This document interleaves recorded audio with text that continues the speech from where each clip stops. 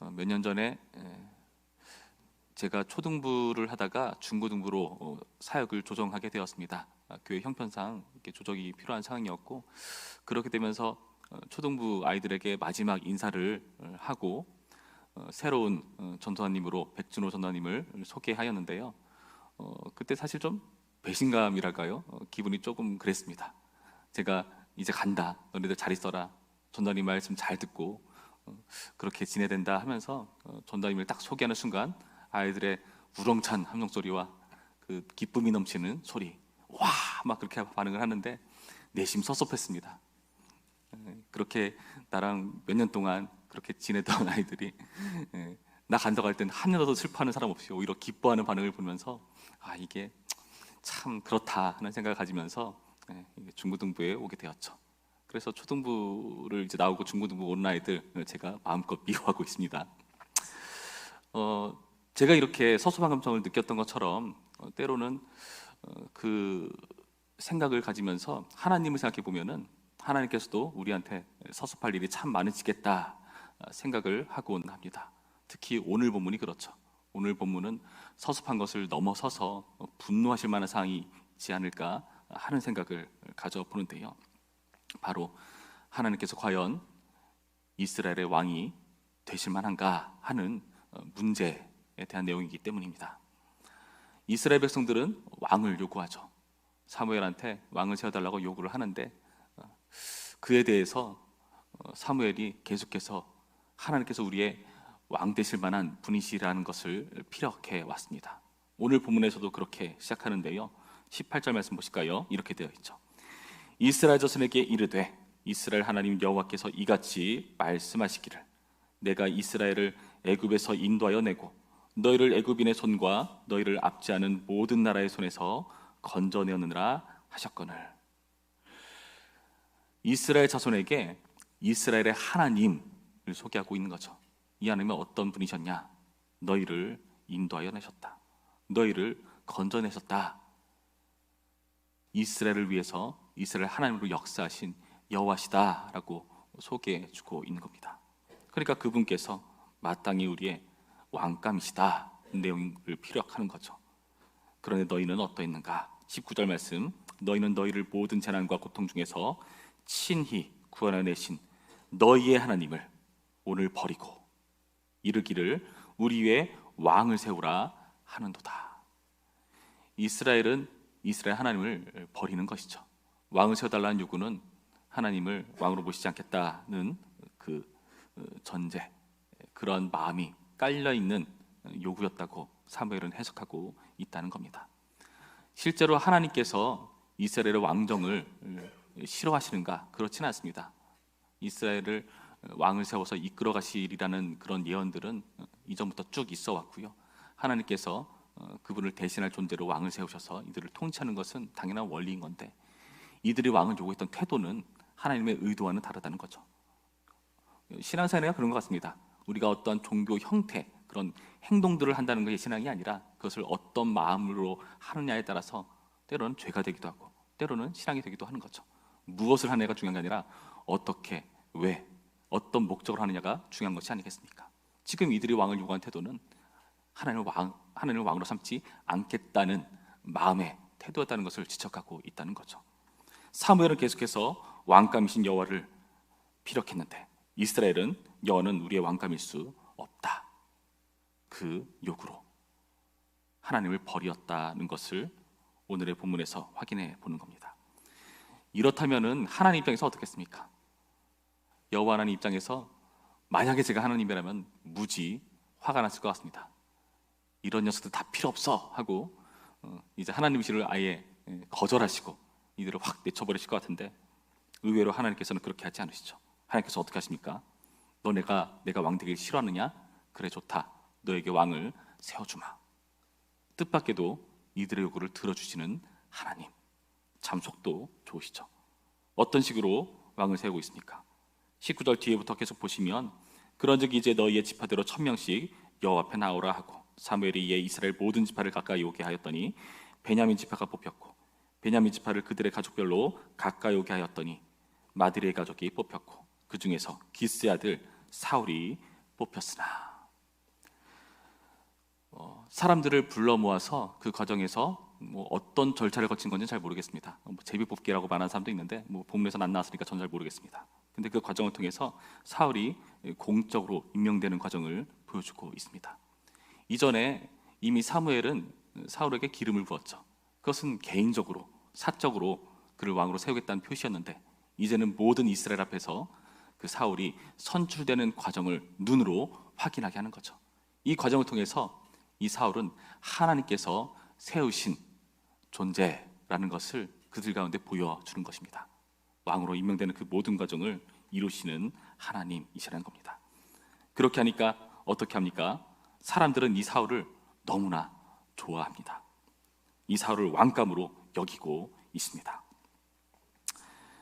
23절 말씀 보시면 이렇게 돼 있죠. 그들이 달려가서 거기서 그를 데려오매 그가 백성 중에 서니 다른 사람보다 어깨 위만큼 컸더라. 사무엘이 모든 백성에게 이르되 너희는 여호와께서 택하신 자를 보느냐? 모든 백성 중에 짝할 이가 없느니라 하니 모든 백성이 왕의 만세를 외쳐 부르니라. 사무엘을 달려가서 데려올 정도, 그리고 왕의 만세, 이 만세라는 것이 그의 통치가 영원히 지속되기를 염원하는 그런 합창 아닙니까? 그렇게 사울을 맞이하는 모습, 외적으로도 굉장히 훌륭해 보였습니다. 다른 사람보다 키가 월등하게 컸고요. 그러니까 몸매가 좋은 거죠. 등치가 좋은 겁니다. 그 당시 정말 이 나라를 이끌어갈 만한 강력한 사람처럼 보였던 거고요. 그리고 사무엘조차 하나님께서 세우신 이 사람은 그 누구도 착할 존재가 없다, 비길 존재가 없다라고 하면서 지켜 세우는 모습을 보면서 이 사울의 왕감으로서의 아주 만족스러운 모습을 보여주고 확인하고 있다는 것입니다. 이스라엘은 이 사울을 왕감으로 여기고 있다는 것이죠. 그런데 문제는 무엇이냐? 사울은 어떨까요? 사울은 스스로를 왕감으로 여기고 있었는가? 그렇지 않습니다. 사울은 어떻게 하고 있었죠? 그 제비가 뽑는 건 잘 모르겠는데 그 선출되는 과정에서 사울은 없습니다. 여러분 생각해 보시기 바랍니다. 뭔가를 선출하고 뽑는 과정에서 그 자리를 빠진다? 무슨 의미죠? 나 그거 할 생각 없다, 될 생각 없다 아닙니까? 그리고 숨어 있는 모습을 보여주고 있다는 겁니다. 나중에 가시면은 사실 선거라는 게 만장일치가 될 수는 없지 않습니까? 당연히 이 일에 대해서 좀 이렇게 의구심을 가지는 사람들이 있죠. 27절 말씀 볼까요? 어떤 불량배는 이르되 이 사람이 어떻게 우리를 구원하겠느냐 하고 멸시하며 예물을 바치지 아니하였으나 그는 잠잠하였더라. 하나님께서 택하신 자를 거절하니까 불량배라고 부르는데요. 근데 이 태도에 대해서 사울은 어떻게 하고 있다고 했죠? 잠잠하였더라. 왜 잠잠할까요? 가슴에 담아두고 있을까요? 저들을 그냥 내가 언젠가 확 쳐버리다, 그런 마음에 담아둔 염두인가요? 그렇지가 않죠. 왕이 됐으니까 당장 쳐버려도 아무도 뭐라 할 사람 없을 겁니다. 왜 잠잠했을까요? 사울도 아는 겁니다. 자신이 왕감이 아니라는 것을요.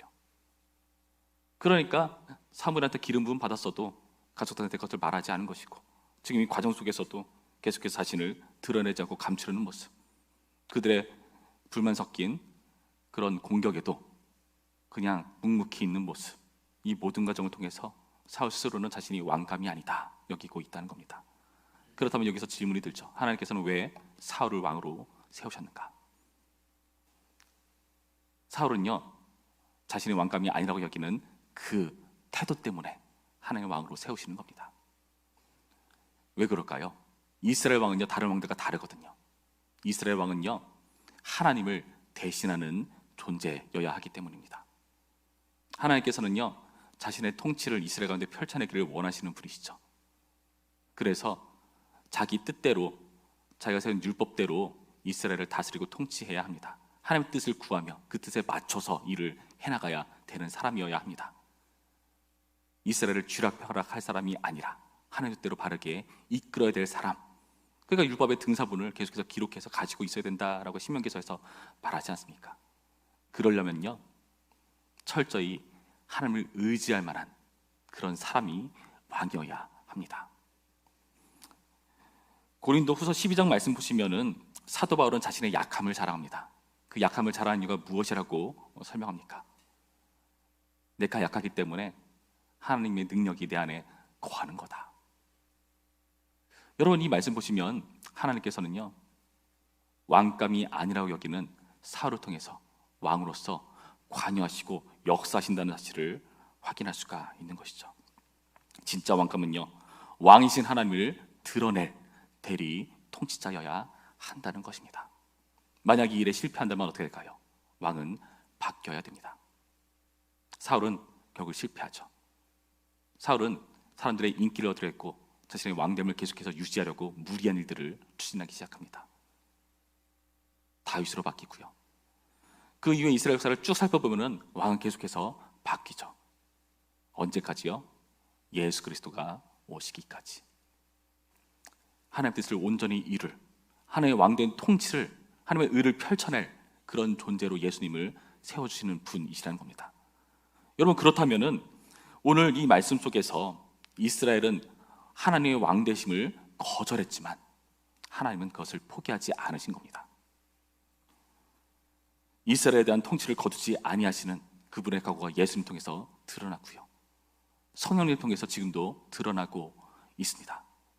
여러분, 이스라엘 못난 요구, 마음에 안 드는 하나님을 거절하는 태도와 같은 그런 무례한 괘씸한 요청에도 하나님은 응답하시는데요, 그 응답 속에서 자신의 뜻을 거두지 않으시는 분, 여러분, 이분이 바로 하나님이십니다. 그런 하나님에 대한 이해 속에서 우리의 기도와 우리의 인생을 한번 되돌아보시기 바랍니다. 내 기도대로 이루어진 것도 있고 이루어지지 않은 것도 있죠. 내가 신앙생활하는 것이 하나님의 영광을 위한 것인가 아니면 나의 영광을 위한 것인가 헷갈릴 때도 있곤 합니다. 그런데 그 가운데서요, 하나님께서 우리의 모든 연약과 무지함과 무리함과 괘씸함을 다 용납하시면서도 우리의 인생 가운데 하나님의 뜻을 펼쳐내시기를 포기하지 않으신다는 것이죠. 여러분, 그래서 우리는요, 우리의 삶 속에서 하나님의 뜻을 조금씩 알아가는 것이고, 그 하나님께 우리의 삶을 의탁하면서 우리의 인생을 조정해 나가는 그 과정을 지금 걷고 있는 것입니다. 오늘의 말씀 속에서 하나님의 통치를 이루고야 마시는 하나님의 그 고집을 여러분 보시기 바랍니다. 근데 그 고집은요, 우리의 못난 요구, 우리의 나약한 태도, 우리의 하나님에 대한 무지, 이 모든 것을 넘어서서 역사하신다는 것입니다. 여러분, 그렇지 않습니까? 우리 인생을 돌아보시면 하나님께서 그렇게 일해 오셨죠. 우리의 상편과 사정을 다 아시는 주님, 우리의 기질을 아시는 주님, 감당할 만한 시험까지만 주시는 분, 우리가 이해할 만한, 수고할 만한 헷갈리는 상황들 속에서도 그 선을 지키시면서 조금씩 우리에게 인격적으로 다가오셔서 우리를 설득하시는 분, 그 하나님이 바로 우리의 왕 되신 하나님이십니다. 우리의 하나님이시를 포기하지 아니하시는 이 왕 되신 하나님을 오늘도 바라보시면서, 주님, 오늘도 나는 넘어지고 실패하고 주님 뜻에 완벽하게 부합하지 않는 삶을 살지도 모릅니다. 그러나 그럼에도 불구하고 우리를 이해하시고 우리의 연약함을 통해서도 하나님의 강함을 충분히 드러내신 하나님을 볼 수 있도록 역사하여 주시옵소서. 그런 기대를 가지고 오늘 하루 살아내시는 우리 모두가 되기를 주님의 이름으로 축원합니다.